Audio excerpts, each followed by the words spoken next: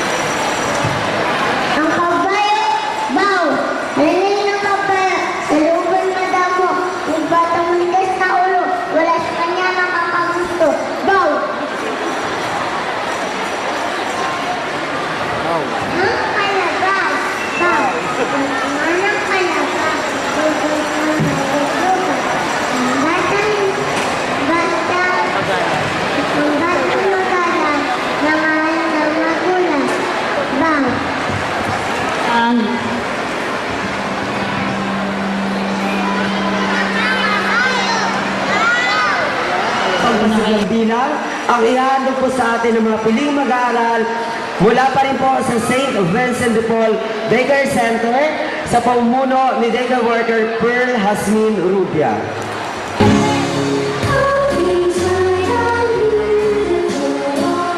Just wait and so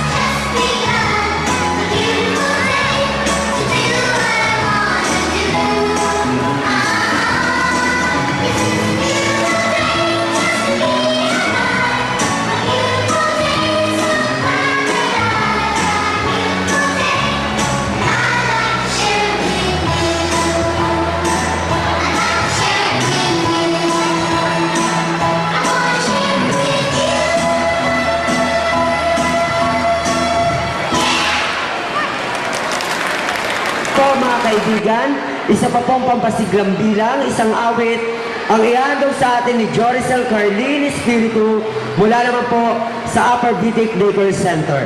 Palakpakan po natin mga kaibigan.